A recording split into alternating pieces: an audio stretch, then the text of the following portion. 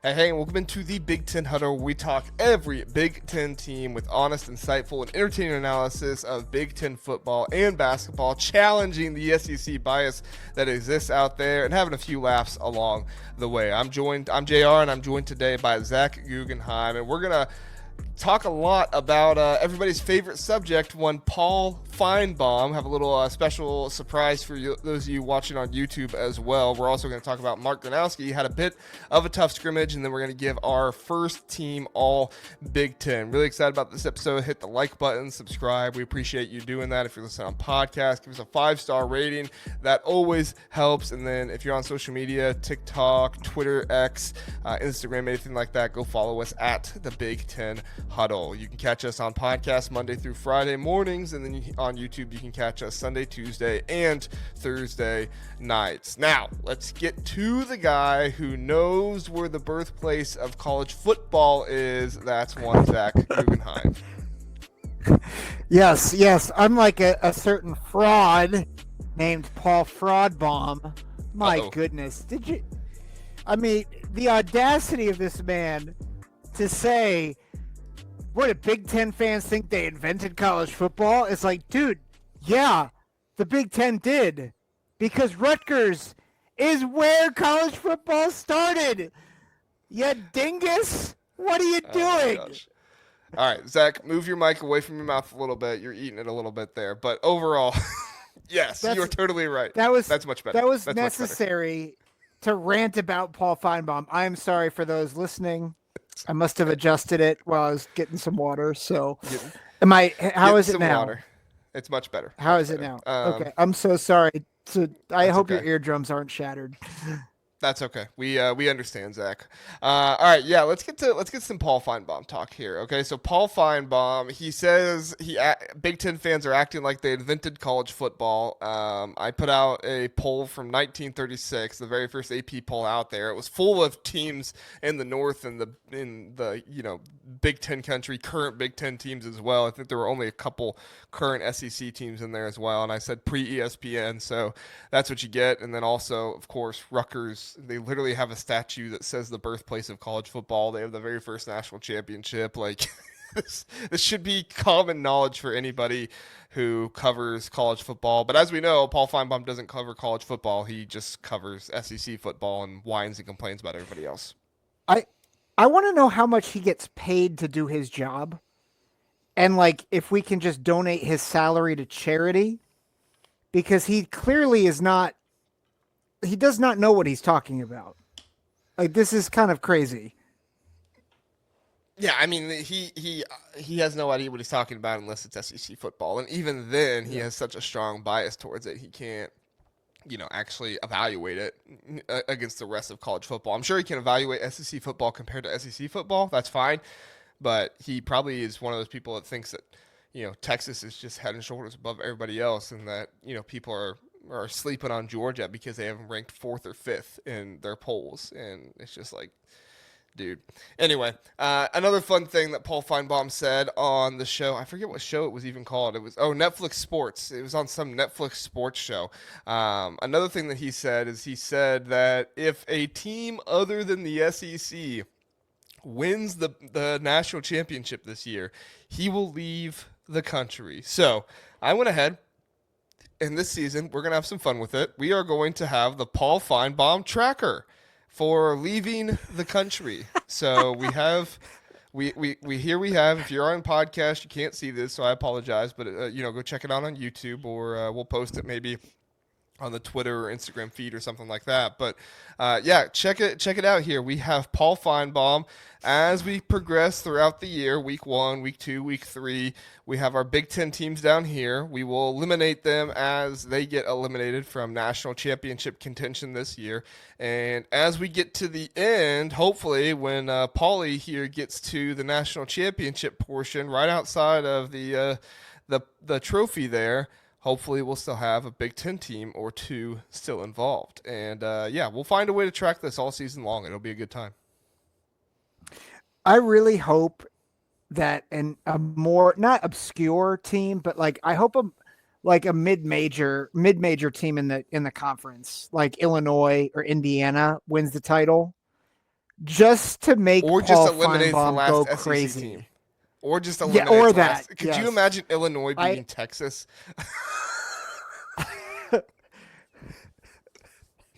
That would be or so awesome. Georgia.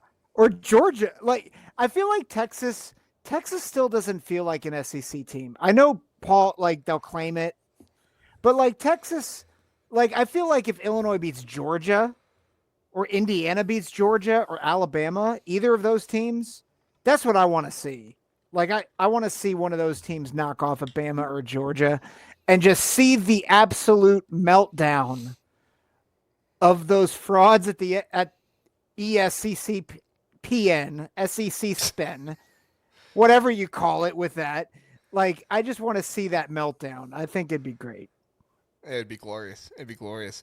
Um, CQ says he said other than the SEC, so Notre Dame or an ACC / Big 12 winning would do it as well. Oh yeah, definitely. You best believe that if Clemson's in the national championship game, I know everybody's a little torn on one of Dabo there, but if you got Clemson and Texas in the national championship game, you best believe I'm rooting for Clemson there. Quite honestly, I just didn't want to go to the work of having every non-SEC team on the graphic because that would take a lot of time to put on there. And we cover the Big Ten, so my graphic has Yeah. just Big Ten. We'll leave it to some ACC podcast or something to Yeah. make their own graphic. We want the Big Ten to be the reason why Paul Finebaum left the country. That's it. In all seriousness, he's not going to leave the country. He's not. And Well, if he you did know, leave the country, where would he go? Where is Paul Feinbaum's desired location of living the rest of his life if he can't be in the sticks of Alabama? Which, by the way, I don't even think he lives down there. Like, SEC headquarters are in Connecticut. Isn't he, like, living in Connecticut or something? I don't know. I don't know. I don't know. Gosh, comment. I can't bring that one up. Nope. Steely Matt reposted the Nope. stream. Thanks for doing that, Steely Matt. Yeah, I No, think. Brenton, we can't bring that one up either. I mean, he kind of.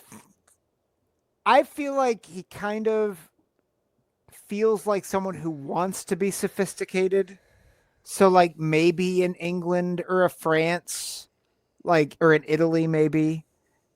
Like I know that he's like Southern inspired, but at the same time, I do He feel kinda like looks he French. tries to. I think French, like I think France would work. Yeah. Could you imagine Paul Finebaum talking soccer? Like he could get like an analyst job talking soccer over there. Like the Southern France Could you- teams are way better than the Northern France teams, guys. Could you imagine him taking calls from French people? Like I feel Oh my like they gosh. they could probably give like this is going way off the rails. I'm going to just stop myself before I say something that offends all the people in France. I'm Oh, just they're going not to listening, stop Zach. They're not myself. Big Ten fans. You don't They're not know. Big Ten You don't know fans. that. You don't know Yeah. that. I'm not gonna incriminate myself here. I think I already have, but I'm just not gonna do Yeah. it. Yeah. I I think all of this is so funny, and a little part of me does kind of like Paul Finebaum for the ridiculous stuff that he said. So anyway, It's there true. wasn't any real football analysis there or anything. This was just a really hilarious thing that I wanted to bring up. Anything else on this, Zach? Yeah, well, we're having fun. Like I said, Paul, I get on media. I get frustrated by media who, when they are being serious, they say things that it makes you go, "What are you doing?" This is not that. This is him not being an analyst. This is him being a fan, and I feel like we can have fun with it. So like I like this type of interaction. It's like, okay, let's see if we can make this happen.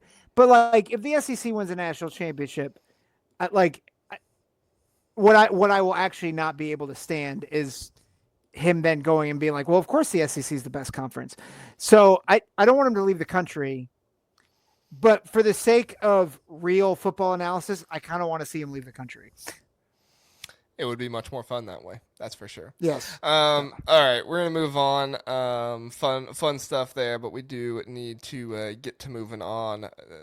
Zach, Iowa quarterback Mark Gronowski. He's been putting out some good clips. I mean, there were some really good clips of Iowa and the receivers and Mark Gronowski there for a while. And I was watching, I was like, man, this is really, really positive for Iowa fans. Things are going really well. Like, if you're an Iowa fan, you're feeling great about Mark Gronowski right now. And then news of the scrimmage this weekend came out. Mark Gronowski had a recorded stat line of 9 for 21 for 121 yards, and he threw a pick six to one of the starting cornerbacks for in Tringer. I apologize. I believe his name is Cohen Intringer. He picked him off and got a pick six, but I mean, nobody's really trying to stop a pick six in scrimmage football like this. So, Zach, does this concern you about Gronowski? I mean, he had like a couple fumbled snaps as well. Bad. I mean, the interception throw was pretty bad. We saw a highlight of it. What's your thoughts here on Mark Gronowski? I mean, that's still a better stat line than Cade McNamara. So, I mean, it's improvement, right? Yeah, it is better than Cade McNamara. However, I don't think Cade McNamara should be anybody's floor. Especially You're Michigan. right. Like Michigan that year, Yeah. it's amazing they won the Big Ten with Cade McNamara as their starting quarterback. That's crazy. Yeah, it is. So to your action, to be serious about your question, it's one scrimmage, so I don't think you can't take a ton away from it, but I do think it helps bring Iowa fans back to earth about things that like I've been saying for months now and getting roasted for is that you still have Kirk Ferentz as your head coach. One new quarterback who might be a little better is not going to change the course of your offense. So, do I think that it's like the sky is falling? No, because Iowa has never been built to be an offense first football team. So, like, it's not, and if anything, maybe it speaks to the defense and getting back to where they were under Phil Parker, which, if that's the case, that actually encourages me. Because if that's a Phil Parker ish, like if this is a Phil Parker, I've got the defense back type of thing, well, then, hey, buddy, Iowa could do some things this year. But if it's more like Gronowski's just not as good as we thought, it's kind of like, well, I kind of told you so. Like, they're not going to be an offense first team. They never were going to be. The receivers, when we say the receivers are better than a few years ago, well, what does that mean? They might be like the 13th best instead of the 17th best in the Big Ten. Okay? Like, I don't think it's that big of a deal because he was never going to be that guy anyway. Maybe they're better, but not. Yeah, I think the expectations, when I heard people comparing him to like Tim Tebow and stuff like that, I was like, guys, those are just way too lofty, way too high of expectations. You don't need a Tim Tebow on this Iowa team to win games. What you need is an experienced quarterback who knows how to move the ball down the field, be responsible with the ball, and then offer some things with his legs as well. That's one of the things I loved about Brendan Sullivan last year was he offered you more with his legs in case McNamara did, and I also didn't feel like there was all that much of a drop off from somebody who's a pretty talented passer but very inexperienced. I shouldn't say very inexperienced, pretty inexperienced versus somebody who's very experienced but is just plain bad. I mean, sorry, Cade McNamara, but he was not really good in his career. So like that's my biggest thing is the expectations of Mark Gronowski is going to be Tim Tebow for us. Those were always way too high. But you don't need him to be that. You need him to be a solid, protect the ball, move the ball down the field type of guy. He had one scrimmage where he wasn't. That's unfortunate. But hopefully there was some type of learning curve here for him, for the Iowa offense, whatever it was. And there's so many funky things that happen in these scrimmages. We have no idea. I've heard of scrimmages where the coach tells the center, like, hey, give this guy some bad snaps and see what he does with it. Like, there's stuff like that happens all the time in college football, especially in these situations leading up to stuff. So I'm not trying to make excuses for Mark Gronowski or anything. This is not great news for people that were hoping that he's Tim Tebow. But I also don't look at this and say, like, this is the worst news ever and that Iowa, has Deacon Hill at quarterback again. Oh boy, That would be that's bad. you just had to go there. I mean, Pit Stop Husker makes a good point. How is the punting? Well, we didn't get punting stats, unfortunately.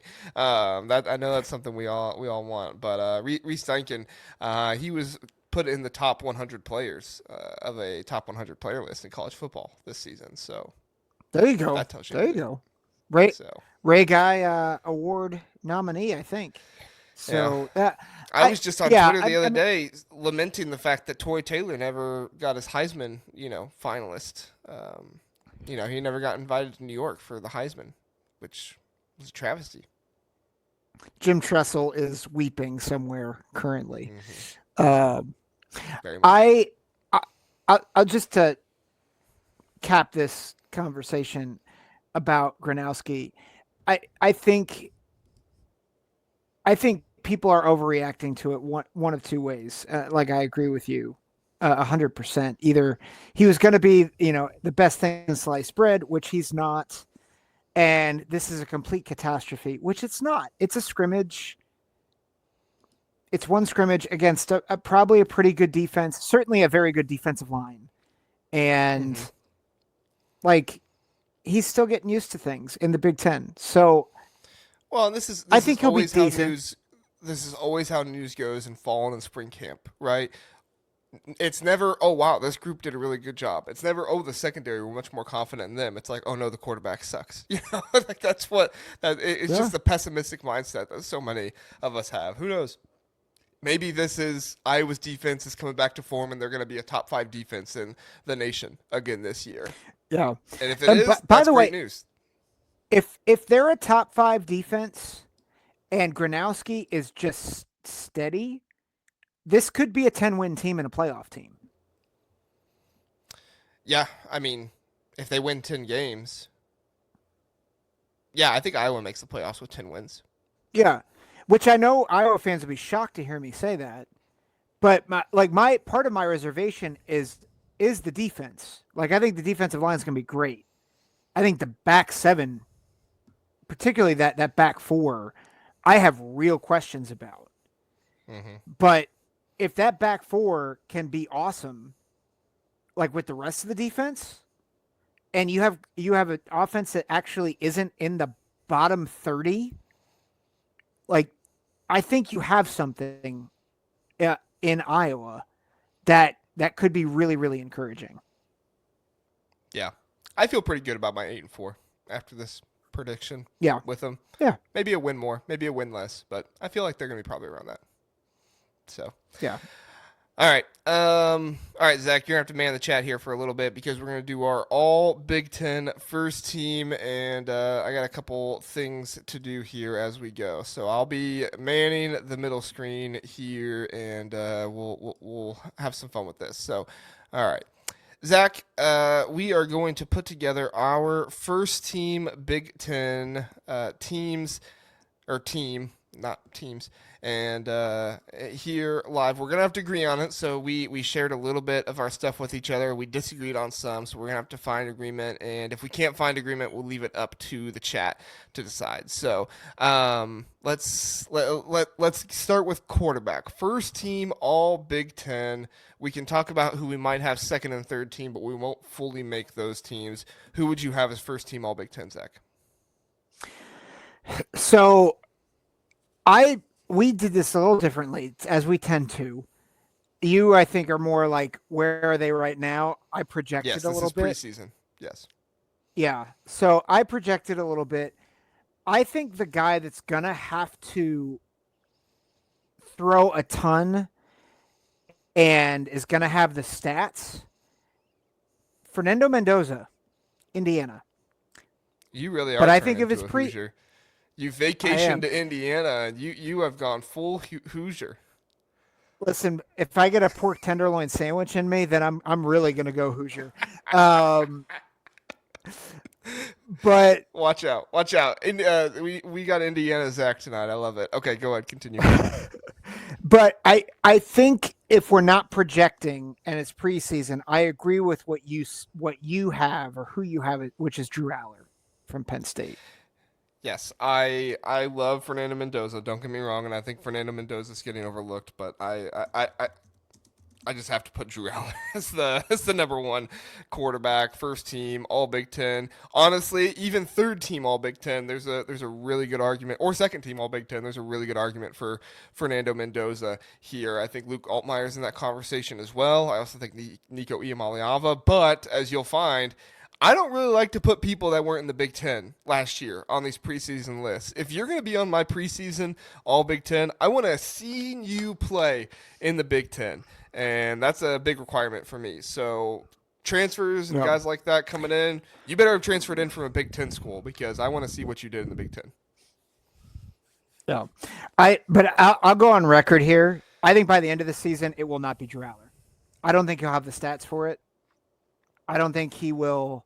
Like, I think the two guys that are probably going to compete for it the most, actually the three guys, it will be Fernando Mendoza, Dante Moore, Julian Sayin. They'll have the most explosive offenses. They'll have the most aerial stats. But I think Drew Aller gets it. Sleeper pick. Pick. Who's a sleeper? Dylan Raiola. Yeah. Yeah. That's my sleeper pick. I think so. Yeah. Because he's got the weapons now. Dane Key, man, Messiah Hunter, that wide receiving core is being slept on. Yeah. Yeah. Ja'Cory Barney. They are. They are. It's a really good receiving core. All right. But I agree with you with Aller. Yeah. Thank you. I don't think there's any argument. Nicholas Singleton, RB1, correct? What? Yeah, you're right.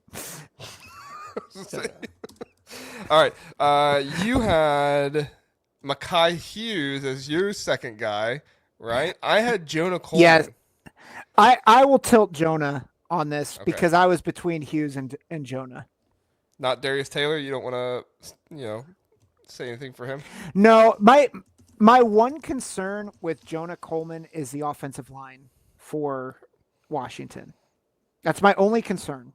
But I think he'll get the carries. I think he'll actually probably get more carries than Mekhi Hughes will. And yeah. Yeah. Bobby Mack had a good sleeper. He said Illinois QB, my sleeper too. Luke Altmaier. Yeah, I just don't think he's going to have the stats compared to some other guys. So, but he's definitely, he needs to be considered in the top 5 QBs or top 3 QBs in the Big Ten because really, really good. Bobby Mack says Singleton and Peoples. Peoples, maybe by the end of the year. But again, just unproven. We'll see. Yeah. All right. I like this so far. I only have 3 wide receivers here. I only have 2 wide receivers here. Should we do 3? Yeah, I think we should do just 3. For fun.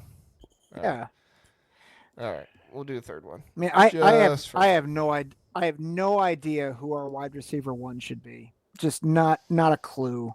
You're really who wide receiver 1 should be. I am. Yeah. Me too. I'm actually not. So Jeremiah Smith, wide receiver 1. Who's that? Who is this that you speak of? Just the best player in college football. Nothing major. Oh, that guy. Yeah. Okay. R. Graw says Allen is the other running back. I thought about Allen, Katron Allen, but I don't think I can put 2 Penn State guys as number 1 and 2 in the All Big Ten team. Yeah, and I think Katron Allen will get a lot of the tough yards, but I think Singleton is going to have the splashier plays, and I think he's going to have a higher volume receiving. And then I think Jonah Coleman's going to have higher volume than Katron Allen. So, So I'll be consistent here. Although I think Carnell Tate should be on this team, probably shouldn't put him on if we're not going to put Katron Allen on the running backs. Would you agree with that, or should we say who cares and put Carnell Tate in here? Well, I'll same logic. I would if I think he's going to get the volume. I just don't think he's going to get the volume.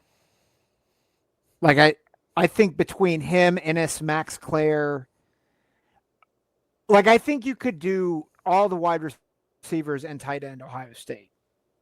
If I'm just being completely honest. Mm-hmm. But if you're going to talk about stats and impact on a game, it's going to be other guys because the share of the load is just going to be it's going to be so spread around that I just don't Too think you're much. going to see Ohio State guys anywhere else. And I think even if you see a dip in production with Jeremiah Smith, I think people know he is so good as a decoy, and that's why he loses targets. Whereas I think people know about Carnell Tate, but I just don't I don't think they're going to respect him like they respect Jeremiah Smith. So, Well, yeah, we saw it last year. In that Texas game, Carnell Tate was open a whole lot more. They tried to force feed Jeremiah Smith sometimes, but the smarter move was just to go to Tate and Ibuka the entire time. So, yep. all right, let's go second wide receiver here. Carnell Tate definitely should be considered, but we'll since we didn't go with Allen as the second running back, we'll go with somebody else. I'm gonna vie for Mekhi Lemon here. You cool with that? Yep, I had him on my list too. Okay. All right. So Mekhi Lemon, and then I want to put Elijah Surratt in there, but I think you want somebody else. I think Elijah Surratt and Denzel Boston is a good fight. Let's leave it up to the chat. 'Cause Chat. We're gonna move on to tight end. You let us know Surratt or Boston. Just put Surratt or Boston. Sarrett Surratt or Boston Boston, and we'll come back and see how many we get when we get done with tight end. All right, let's move to tight end. Zach, I don't think there's any question here. Max Claire. I thought we had Kenyon Sadiq. Oh, you want Sadiq? That's what I thought we both had on our list. Oh, if I had Sadiq, I didn't mean to. I want Max Claire here, but Sadiq's not proven enough. I'll allow it. I'll allow it. Okay. All right. I'll give you one later on. All right. I gotta go with Max Claire here. I don't think I don't think Sadiq is proven enough. I think he could be tight end one by the end of the year, but I just don't think he's proven enough. So Yeah. the Claire did play in the Big Ten, just a team that didn't it was win just a a team Big that Ten looked game. like a MAC team, Brenton. Yeah, it was Purdue. So let's see. I think it's pretty. Most people are Surratt here. I think from what I'm seeing, is that what you're seeing too, Surratt? Yeah. I don't know if I like it, but I like Surratt. I think Denzel Boston's he's so good, but I'll allow it. He can take it out with the chat. We left it to the chat, and they have spoken. Elijah Surratt. So, all right. Offensive tackle. Who are your two guys for offensive tackle? I have Logan Jones, Iowa. Well, he's not a tackle though. He's a center. And then he's not a tackle. Oh wait. You know, I just put 5 offensive linemen. Oh, I you didn't think put tackles? tackle, guard, Okay. center. No. Sorry. You go. Tell me who your offensive line is. Well, you had Tiernan. No, you had 2 tackles. You had Tiernan and Onyanwa. Oh, that's right. Yeah. So we'll put Tiernan in there. Caleb Tiernan. Yeah. From Northwestern. Yeah. And then I don't think I can put Onyanwa in there. Yeah, I think that's fair. Again, I think Onyanwa by the end of the season is going to show why some people thought he would have been one of the best tackles in last year's draft if he had declared. But I can acquiesce to that. Yeah. Maybe a bit of a hot take by me, but I know the Indiana fans will agree. I want Carter Smith here. I love Carter Smith. I think he's fantastic. Yeah, there's Carter. There's a lot of Carter Smith. Yeah. We'll go with Carter Smith. I was close to picking Carter Smith outright as well. The other one is probably Isaiah World, I would think. But yeah, again, another transfer, not from the Big Ten. I just prefer Big Ten guys to be on the first team All Big Ten preseason team personally. Yep. So, all right. I don't think there's any confusion between us Pregnon and Vega from Penn State, correct? Yep. Manuel Pregnon, Oregon, and Vega, Penn State. All right, and then who'd you have for center? You said, and then Logan Jones. yeah. However, Right? I do think Yeah. Poncho. Yeah, I do think Poncho here deserves a mention. Oregon center Poncho. If he was consistent throughout the entire season last year, I might fight for him a little bit more, but it just wasn't the most consistent season out of him. So I will. Dude, I will go to Oregon's Logan offensive Jones. line. Oregon's offensive line is gonna be so good. As long as those transfers hit, yeah. I keep saying that I'm projecting it because we just haven't seen it for sure. But as long as those transfers hit, they're going to be really, really good. And Alik Terry is an elite offensive line coach.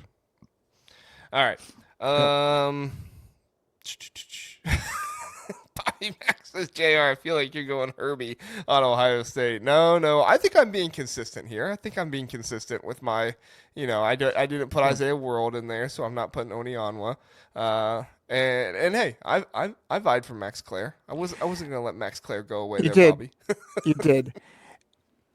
So some people are saying Hinsman should be the center. I feel like Hinsman was great in the playoff run, but I think he needs more reps. I still feel like I feel like we saw a good half season from him. I want to see that over the course of the whole season. Yeah, no, I hear what you're saying, and I would agree. I think Hinsman had a hard time in his first season, which really shouldn't be held against him, but he didn't play the entire season at center last year. So as much as I like Hinsman, he had the Remington Award winner in front of him, but there were other guys that played the entire season and were more consistent throughout the year at center. So I love Hinsman. Don't get me wrong, and Hinsman's in for a great year, and he could possibly be the All Big Ten center by the end of the year. But I think when you're looking at longevity and everything else, that kind of stuff. And hey, Pitt-Side Husker Justin Evans will make the list. Yeah, I'm excited to see Evans there at center there for Nebraska. That's going to be fun. All right.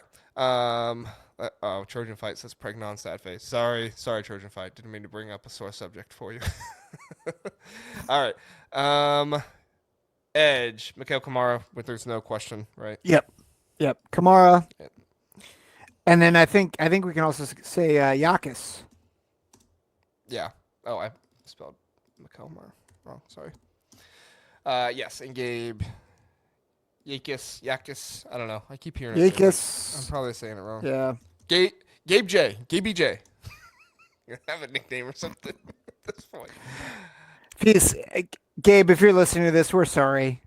Tell us how to pronounce your name.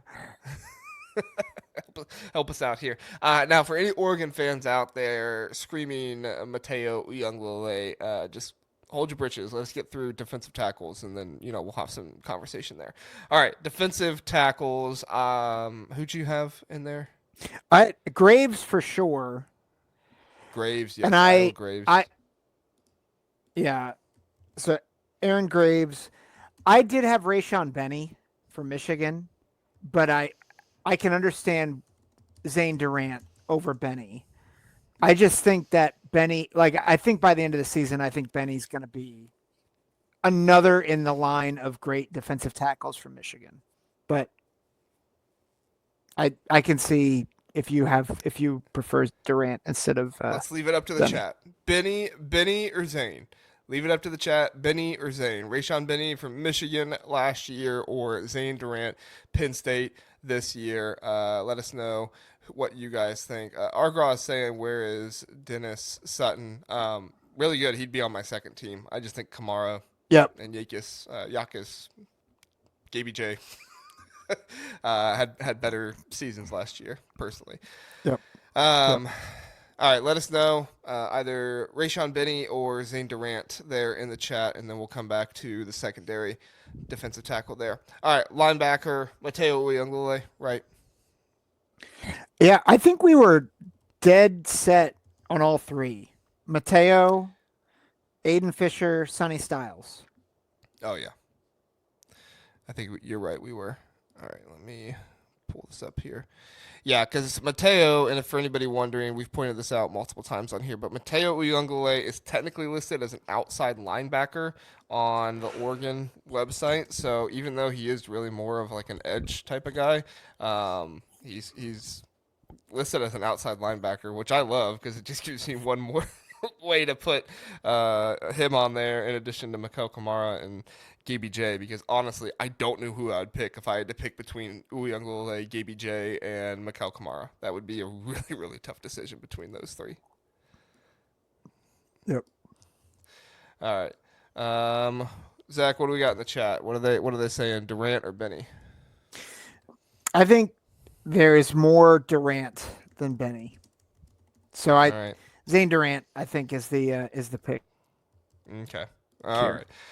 I think they're siding with me a little bit on the proven a little bit, because Benny was really good last year, but he was he was more of a reserve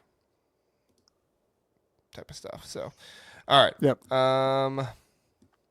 Next cornerback. Pons. No doubt. Pons. D'Angelo Pons. Oh, whoops. And then I think Xavier Scott is our other. Our other corner. Yes. Yeah.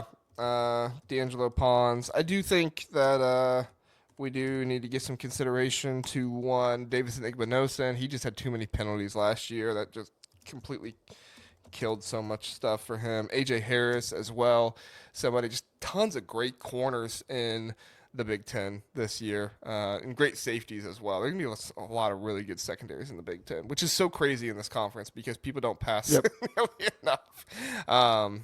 So, and then Jermaine Matthews is another one for Ohio State. Need to be on the lookout for at the end of the season because he could be up there as well. It didn't play very much last year because of everything else, but and Matthew saying Rico Holman will be back. Yeah, or Holman. Yeah, if he has a year like he did 2 years ago, he'll be up there at the top, 2, 3, maybe even first team this year as well.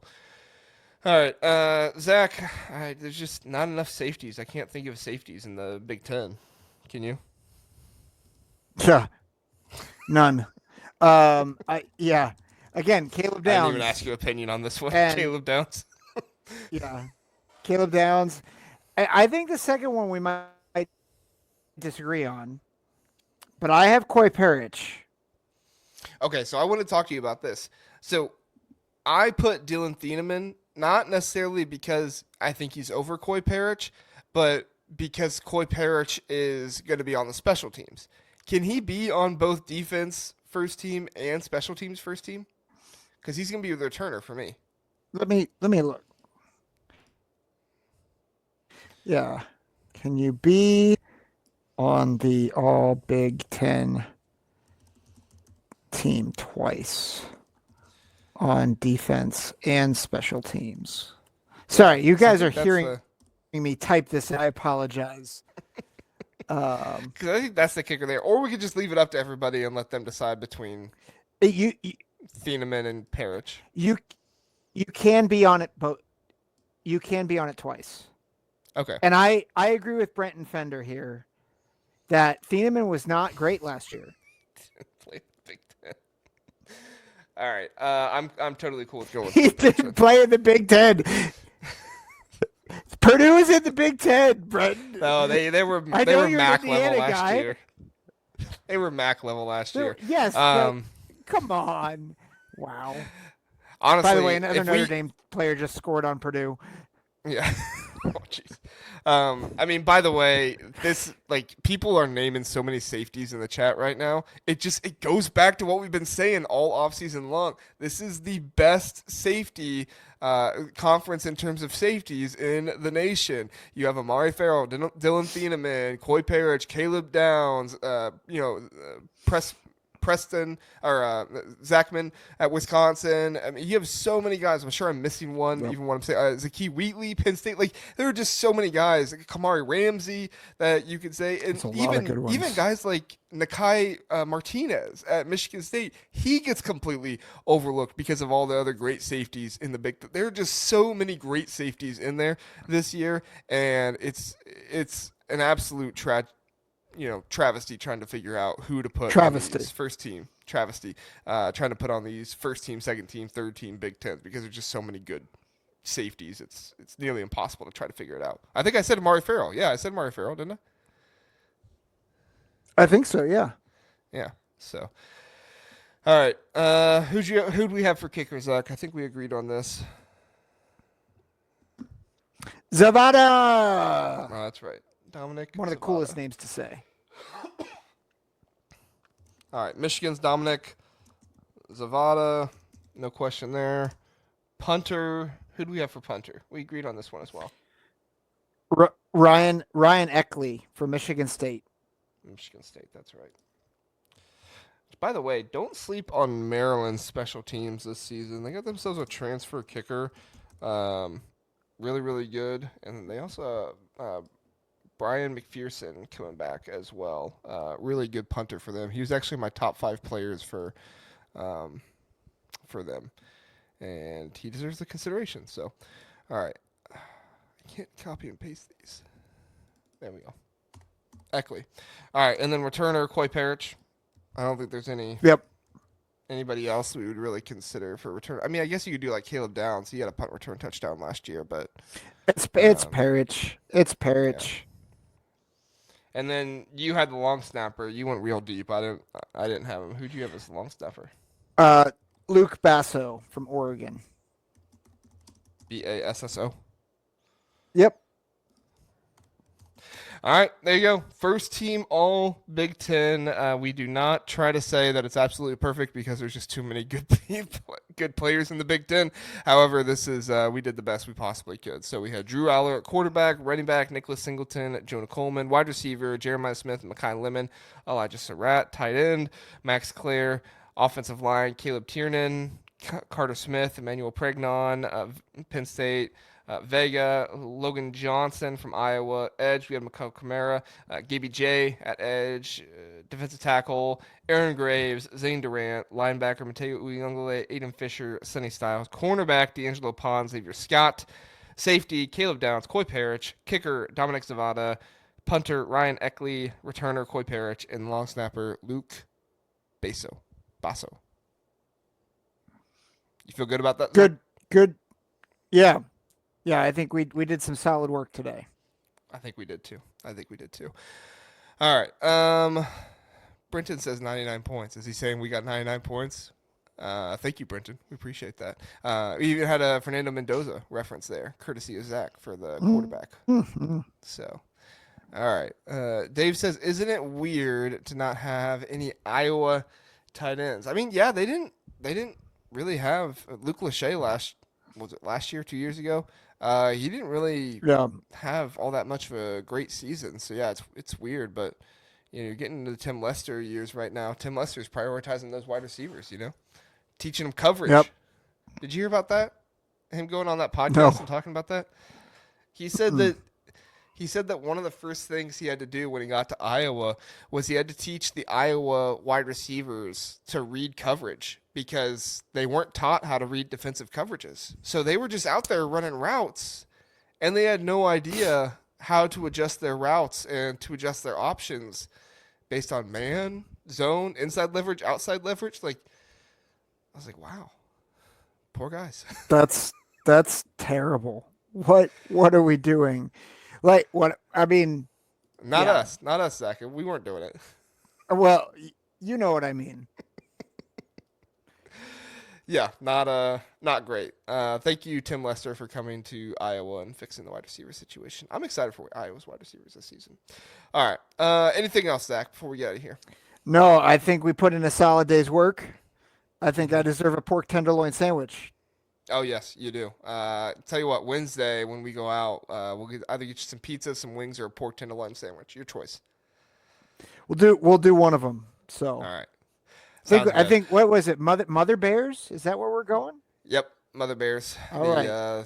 The Indiana people. Don't tell them which location though. Brenton and PK will show up and try to sit with us. I don't know if our families. I think our families combined is 9 people. So it might be a little tough. Yeah. My kids run around like 5 different seats too, so we might need like 15 seats. Oh man, Little rascals. we might just need to rent out the whole restaurant. Okay, your budget, not mine. Yeah. I'm just saying, I mean, well, it's more like we might run people out of the store with our kids. Just, Yeah. Hey, Brenton says he lives in Kentucky. Sad face. Oh, Brenton. I thought you were an Indiana man. So very cool though. PK says Arnie's is better. I have no doubt that there are better pizza places than Mother Bear's out there. It's just Mother Bear's is always the one we take people to whenever they come from out of town. So, but I'll have to check out Arnie's. Thanks for the recommendation there, PK. All right. Good stuff, Zach. Any final thoughts before we get out of here? No, this has been fun. Thanks for joining us, everybody. Yep. Thanks for joining us. We will keep the Paul Finebaum tracker in there. Oh, Connor, you know the way to my heart. Pizza X has the best sauce. It's true. And the best seasoning as well. And look at that. Blue Vereen just showed up. Blue Vereen, thanks for being here. We're about to say adios. So thanks for being here, everybody. We appreciate it. Check us out Tuesday night, 9 p.m. We'll be coming on here. And we'll be recording the podcast for Wednesday, Thursday. And then Big Jeff's Insights on Thursday night, 9 p.m. Eastern time as well. We'll see you then. Thanks so much for joining us. Have a good one.